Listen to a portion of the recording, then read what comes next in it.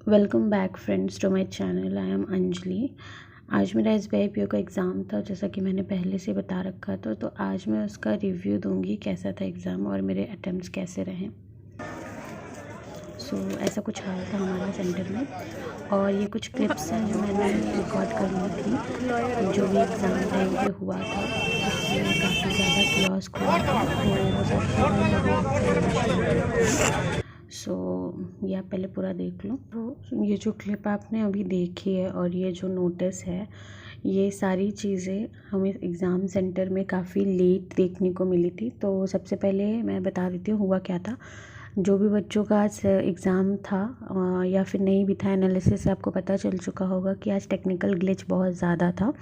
First shift जो कि हमारा अराउंड 10:30 छूटने वाला था, वो काफ़ी लेट छूटा था, लगभग 1 बजे के आसपास। तो हमारी जो शिफ्ट 1 बजे हमें एंट्री लेनी थी, थर्ड शिफ्ट थी, वो बहुत डिले हो गई थी। और जो सेकंड शिफ्ट के बच्चे थे, जिनका 10:30 अराउंड था, उन्होंने एंट्री 1 बजे ली थी। तो जो 1 बजे वाले थे बच्चे, हम लोगों को काफ़ी वेट करना पड़ गया था। और फिर एंट्री लेने के बाद ऐसा नहीं था कि एग्ज़ाम स्टार्ट हो गया और तुरंत ही, उसके बाद भी काफ़ी उनको वेट करना पड़ा था। अंदर भी कुछ प्रॉब्लम आ रही थी, वही सेम सर्वर इश्यूज़ वगैरह। हमारी एंट्री हुई थी लगभग 3:30 बजे। 1 बजे वो बच्चे गए थे, फिर वो 3:30 पे निकले, फिर हम 3:30 पे गए और हमारा एग्ज़ाम ख़त्म हुआ है 6:30 पे। अब हमारे साथ में वो बच्चे भी थे, 16 बच्चे लगभग थे, जो सेकंड शिफ्ट के थे, जिनका पेपर नहीं हो पाया था, कुछ भी टेक्निकल ग्लिचेस की वजह से उनका नहीं हो पाया था। तो हमारे साथ वो भी थे, जिनकी वजह से हाफ़ एन आवर हमें और एक्स्ट्रा वेट करना पड़ा था। ये था। अब एग्ज़ाम सेंटर में सारी चीज़ें क्या हुई, सबसे पहले तो जो भी भीड़ आप लोगों ने देखा, वो इस वजह से थी क्योंकि वहाँ से अथॉरिटी कोई भी रिस्पॉन्स सही से नहीं कर रहे थे, नहीं बता रहे थे एग्ज़ाम स्टार्ट है या नहीं है। बच्चे सब यही डिमांड कर रहे थे कि आप ये बता दीजिए कि अंदर जो एग्ज़ाम चल रहा है वो हो रहा है या नहीं। इसकी वजह से काफ़ी भीड़ थी। उसके बाद फिर काफ़ी डिले इन लोगों ने किया बताने में। और उसके बाद कई सारे हायर अथॉरिटीज़ वगैरह आए, उनके इंटरफेरेंस के बाद में एक नोटिस लगा दिया गया कि जो फोर्थ शिफ्ट वाले बच्चे हैं, लगभग 3:15 पे लगभग नोटिस लगाया गया कि जो फोर्थ शिफ्ट वाले बच्चे हैं, उनका एग्ज़ाम शिफ्ट हुआ है। तो काफ़ी सारे बच्चे वहाँ पे इकट्ठा हो चुके थे, जिनका 3:30 पे था। उन लोगों को नोटिस लगाने के बाद एक स्कूल बस आ गई थी, जो कि आपको दिखी है, और सिर्फ वो एक बस एक ही बार आई थी। तो जितने बच्चे, अब उसमें हार्डली कितने ही बच्चे आ पाएंगे, आप खुद भी सोच सकते हो। बच्चे खड़े होके भी फिर भी गए हैं।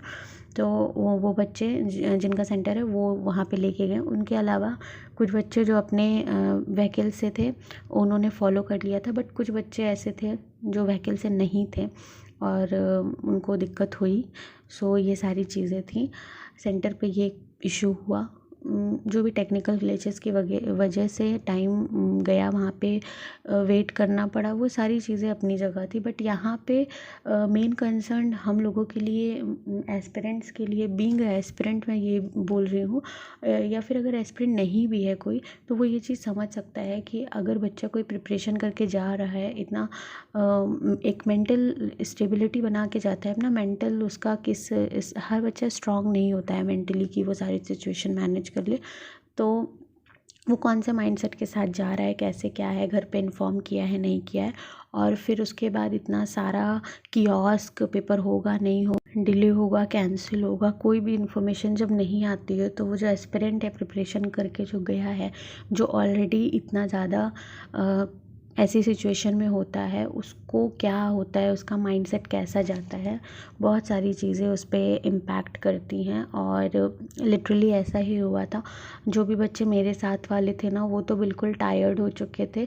और जो बच्चे सिर्फ मेरे ही शिफ्ट वाले नहीं, जो मेरे पहले शिफ्ट वाले थे, वो भी बहुत स्ट्रगल किए थे बेचारे लोग। वो भी वहाँ पे बैठे हुए थे, उनका तो बीच में रुक गया था। थैंकफुली हम लोगों का सिस्टम बीच में नहीं रुका, ऐसा कोई भी प्रॉब्लम नहीं आया। स्टार्ट होने के बाद एग्ज़ाम पूरा फिनिश हुआ स्मूथली। बट पहले जो सारी चीज़ें थी, लिटरली नींद आने लगी थी एग्ज़ाम में। जब एग्ज़ाम शुरू होने के पहले जो टाइम मिला था ना हमें, उस टाइम पे बच्चे लोगों की आंखें झपक रही थी, ऐसा हो गया था सिचुएशन। तो ये सारी चीज़ें, और ऐसा इस सेंटर में फ़र्स्ट टाइम हुआ है ऐसा। और ऐसा मुझे पता चला कि जो मेरा सेंटर था, सो जो लोग प्रयागराज से, उन्हें पता होगा, सीता सुनीता करके एक जूसी में है वो सेंटर। शायद ऐसे ग्लिचेस होते रहते हैं उसमें। तो मेरा पहले भी सेंटर वहाँ पे गया है एसएससी वगैरह का, बट मुझे उतना आइडिया नहीं था। सो ये ओवरऑल कियोस्क था, जिसकी वजह से काफ़ी ज़्यादा हैक्टिक था। बट अब हम डिस्कस कर लेते हैं एग्ज़ाम। अटेम्प्ट शेयर कर दिया है मैंने। इंग्लिश में 20 अटेम्प्ट किए, रीजनिंग में 24 एंड क्वांट में ओनली 16 अटेम्प्ट हुए हैं। अब मैं सबसे पहले तो क्वेश्चन के टाइप्स वगैरह बता देती हूँ, और फिर कैसे क्या मैंने अटेम्प्ट किया है वो। सबसे पहले मेरा इंग्लिश का सेक्शन जब ओपन हुआ, तो इंग्लिश के सेक्शन में कैसे कैसे क्वेश्चंस थे। सबसे पहले क्वेश्चन जो था वो था वर्ड स्वैप का। वर्ड स्वैप का 3 थे, ABC, और ऑर्डर वाइज उसको अरेंज करना था कि कौन सा कहाँ पे सही वर्ड होगा। देन उसके बाद जो दूसरा क्वेश्चन था वो मेरा पैराजंबल का था। पैराजंबल बड़े बड़े थे स्टेटमेंट 2, बट काफ़ी इजी लैंग्वेज में आया हुआ था। वो आसानी से समझ में आ रहा था। फर्स्ट टाइम पैराजंबल पीओ का, स्पेशली SBI पीओ का आसानी से समझ में आ रहा था, तो वो मेरे लिए काफ़ी एक अच्छी चीज़ थी। और इसके बाद फिलर्स थे। आई थिंक फिलर्स में मुझे थोड़ा डाउट हो रहा है। इसके बाद ना इस बार क्वेश्चन कैसे आए थे, ऐसे डार्क करके बोल्ड करके वर्ड नहीं थे, फ्रेजेस थे, ग्रामेटिकल प्रोबेबली थे, 5 थे आई थिंक। मैंने पहला किया था, एरर मतलब वो एरर जैसा ही था, बस थोड़ा सा तरीका अलग था पूछने का। उसमें जो बोल्ड था वो पूछ रहा था कि इनमें से कौन सा बोल्ड के लिए सही ऑप्शन होगा। किया जा सकता था, बट वही है, उसमें श्योरिटी वाला इशू होता, तो मैंने वो एक करने के बाद छोड़ दिया था। एंड देन उसके बाद मैंने देखा आरसी के क्वेश्चंस। तो आरसी में जो भी वोकैब वगैरह के क्वेश्चन थे, 2 क्वेश्चन आरसी में वोकैब का था और एक फिलर था। तो आरसी में मैं एक चीज़ क्लियर कर दूं कि वोकैब के जो 2 क्वेश्चंस थे ना, अगर आप वैसे देखोगे तो उसका मीनिंग अलग होगा, बट अगर आप आरसी के अकॉर्डिंग देखोगे तो उसका मीनिंग अलग होगा। जैसे कि एक वर्ड था जिसका सेंस ये आ रहा था कि उसने शेयर का सेंस आ रहा था, तो शेयर का एक ऑप्शन दिया हुआ था जो कि मीनिंग होता है वो, बट वो उसके आरसी के अकॉर्डिंग नहीं सही था।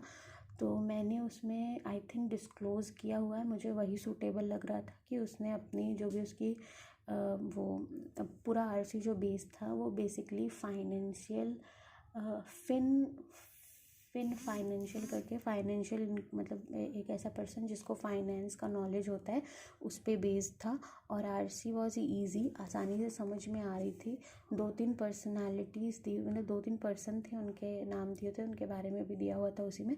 ओवरऑल ठीक थी, डुएबल थी। और उसके अलावा एक फिलर था आरसी से ही रिलेटेड। एंड देन उसके बाद लास्ट में 3 क्वेश्चन थे जो मैच द कॉलम थे। मैच द कॉलम इजी था, समझ में आ रहा था आसानी से। ये ओवरऑल इंग्लिश में था। इंग्लिश में मैंने वर्ड स्वैप किया, पैराजंबल किया, एंड ये 3 क्वेश्चन मैंने किए। अगर फिलर था तो मैंने शायद किया है, फिलर का मुझे बिल्कुल भी ध्यान नहीं आ रहा है था या नहीं था। I am doubting in filler. Fillers को छोड़ के अगर मैं बात करूँ तो ये वाले क्वेश्चन मैंने अवॉइड किए थे। हाँ, इसके अलावा एरर का भी था, मतलब डायरेक्ट एरर का भी था 1-2 क्वेश्चन आई गेस, तो मैंने वो भी नहीं किया था। और आरसी में से मैंने कुछ क्वेश्चंस किए थे। तो ओवरऑल इंग्लिश का ये था। और अगर मैं इंग्लिश के लेवल की बात करूँ तो SBI पीओ के अकॉर्डिंग अगर देखा जाए तो मुझे इंग्लिश ईजी लगी, क्योंकि पैराजंबल भी आसानी से समझ में आ रहा था एंड आरसी भी समझ में आ रहा था। अगर मैं IBPS से कंपेयर करूँ तो IBPS में तो आरसी बिल्कुल भी मुझे समझ में नहीं आ रहा था, मेरी शिफ्ट वाला। ये इंग्लिश का हो गया। एंड देन अगर अब मैं क्वांट की बात करूँ तो क्वांट में तो 2 DI आई हुई थी, और इस बार मैंने एक भी DI नहीं की। अब मुझे नहीं पता कि मैंने सही किया या गलत किया, बट मैंने DI नहीं टच की। पहली DI जो थी वो टैबुलर बेस्ड थी, और एक DI थी पाई बेस्ड। अब इसमें से एक DI जो मैंने ट्राई की थी उन दोनों में से थी या वो अलग थी वो मुझे नहीं ध्यान है। उसमें ये था कि टोटल दिया हुआ था एंड विमेन का दिया हुआ था। सो यहाँ पे टोटल दिया हुआ था और यहाँ पे फीमेल्स का दिया हुआ था एंड टोटल 2600 थे, शायद 2600 या 2400 लोग थे।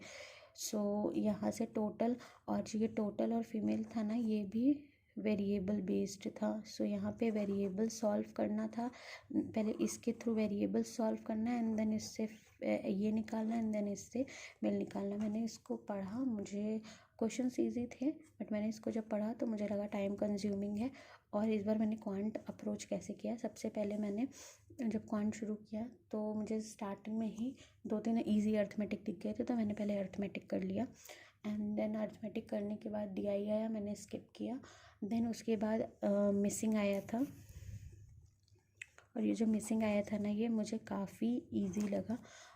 अगर मैं कहूँ तो 5 में से शायद मैंने 4 मिसिंग अटैम्प्ट कर लिए। मैं मिसिंग और रॉन्ग नंबर को अवॉइड करती हूँ और मुझे मिसिंग आ गया मतलब मिसिंग ऑब्वियसली इजी रहा होगा।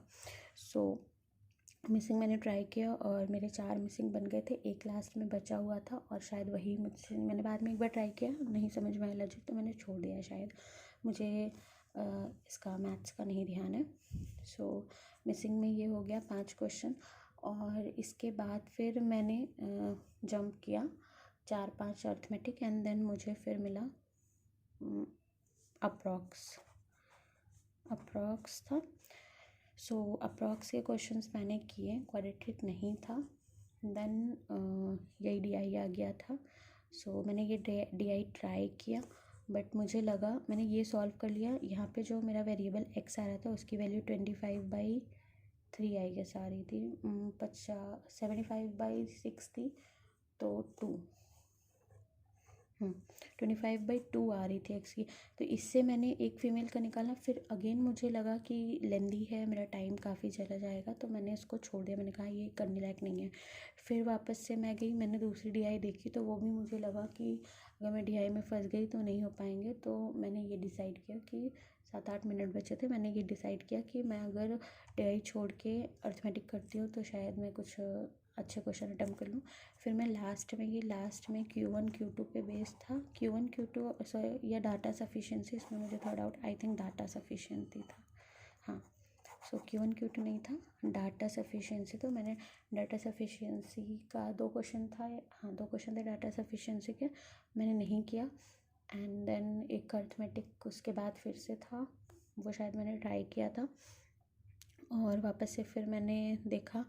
सो ओवरऑल मुझे टाइम ख़त्म होते होते 16 क्वेश्चन मेरे अटैम्प्ट हो पाए थे। सो जिसमें से मैंने अप्रॉक्स किया, मिसिंग किया और फिर उसके बाद अर्थमेटिक किया। सो मेरे जो 16 क्वेश्चन अटैम्प्ट हुए हैं ये 5 इसके एंड बाकी के इसके। और DI में मैं ये चीज़ बता दूँ कि 6 क्वेश्चंस थे। सो DI में 5-5 नहीं, अब 6 क्वेश्चन का सेट आ रहा है। सो ये मेरा ओवरऑल क्वांट का था। और अगर लेवल की मैं बात करूँ तो अगेन क्वांट का level was also not that much. IBPS PO जैसा तो नहीं था, ना ही RRB PO जैसा था। काफ़ी, अगर मैं उनसे कंपेयर करूँ तो काफ़ी इजी था। और लास्ट 2-3 साल में 2-3 साल का मैंने दिया है तो 2-3 सालों में मैं बोल सकती हूँ कि हाँ लास्ट 2-3 सालों से इजी ही था पेपर। एंड उसके बाद अगर मैं बोलूँ रीजनिंग का तो रीजनिंग में मेरे 24 अटैम्प्ट हुए हैं और भी अटैम्प्ट मैं कर सकती थी बट ठीक है। सो सबसे पहले रीजनिंग में मैंने इस बार क्या किया था, मैं पहले से प्लान करके गई थी कि मैं क्वेश्चंस को ढूंढूंगी नहीं क्योंकि उसमें टाइम जाता है। स्टार्ट हुआ, पहला पज़ल आया, पहला पज़ल मैंने ट्राई किया, बन गया मेरे से। देन दूसरा पज़ल मैंने ट्राई किया, बन गया। देन इनइक्वालिटी था, सो पज़ल्स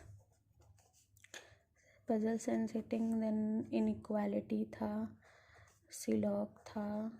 सो सिलॉग मैंने बनाया, इनइक्वालिटी मैंने बनाया, बीच में 1-2 मिसलिनियस थे मैंने बनाया, डायरेक्शन मैंने बनाया, ब्लड रिलेशन था मैंने ट्राई किया, नहीं बना मेरे से। और इसके बाद मिसलिनियस मुझसे एक भी नहीं बना, मतलब सॉरी मिसलिनियस मैं नहीं बना पाई, टाइम नहीं बचा मेरे पास। अब मैं पज़ल्स की अगर बात कर लूँ तो सबसे पहला पज़ल, 2 पज़ल मैंने बनाए थे 6-6 वाले, ठीक है। अब मुझे ये नहीं ध्यान आ रहा है कि क्या था। एक मंथ बेस्ड पजल आई थी, हाँ, एक मंथ बेस्ड पजल आई थी। तो जो मंथ बेस्ड थी वो मैंने कर लिया था। 2 पजल थी 6-6 वाली। एक तो हमारी शायद वो थी फ्लावर्स वाली थी, और एक और थी ऐसे ही, मुझे एग्जैक्टली नहीं ध्यान है, बट वो 2 मैंने किया और एक मंथ बेस पजल किया। ये हो गया। फिर इनइक्वालिटी मैंने कर लिया, सिलॉग मैंने कर लिया, एंड डायरेक्शन एंड डिस्टेंस का कर लिया। सो अगर मैंने ये 15 क्वेश्चन यहाँ से किए एंड 5, हाँ, तो शायद 3-3 क्वेश्चन इसके रहे होंगे। सो ओवरऑल ये मेरा था। और इसके अलावा एक और पज़ल थी जो मैं नहीं देख पाई कैसी थी, किया जा सकता था बट नहीं हो पाया।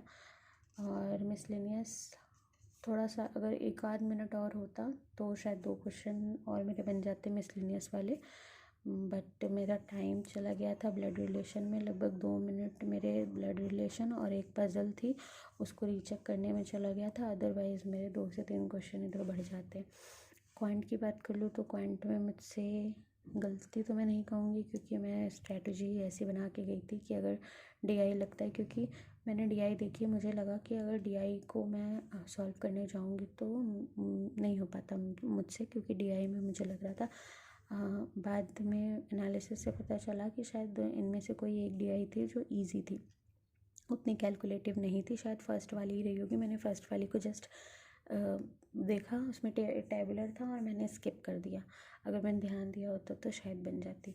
सो ये ओवरऑल पेपर था। पेपर का लेवल अगर मैं बोलूँ तो इजी टू मॉडरेट मैं कह सकती हूँ, बट ईजियर साइड पे ही होगा। और ओवरऑल अगर शिफ्ट का देखूँ तो ओवरऑल जो आज 4 शिफ्ट हुई हैं उनमें से बाकी शिफ्ट से हमारी शिफ्ट के जो क्वेश्चंस हैं वो एनालिसिस वाइज थोड़े से डिफ़िकल्टी लेवल बताया जा रहा है, बट अब बाकी दिनों का जो भी रहेगा उसके अकॉर्डिंग डिसाइड किया जाएगा। और जो भी ओवरऑल मेरा एक्सपीरियंस है उसके हिसाब से मुझे लगता है कि इस बार कट ऑफ काफ़ी अच्छी जानी चाहिए, क्योंकि पेपर का लेवल काफ़ी इजी हो गया। तो ये रहेगा। और 60 अटेम्प्ट्स हैं, बहुत ज़्यादा होप्स तो नहीं है, बट कुछ कहा नहीं जा सकता है, क्योंकि एग्ज़ाम टाइम पे मुझे लग रहा था बच्चों के काफ़ी अच्छे अच्छे अटेम्प्ट्स आएंगे, बट अभी आने के बाद जैसा मैं लोगों का रिव्यू वगैरह देख रही हूँ तो मेरे आसपास में है, कोई 2-4 क्वेश्चन आगे है, कोई 1-2 क्वेश्चन पीछे है, ऐसा ही चल रहा है, मतलब मोस्ट ऑफ द लोगों का। सो ये था ओवरऑल मेरा analysis. And thanks for watching my analysis. Thanks for watching my video. If you like my video then please do like my video, share my channel, and if you have any suggestion or any query then please comment me below. Best of luck for your result.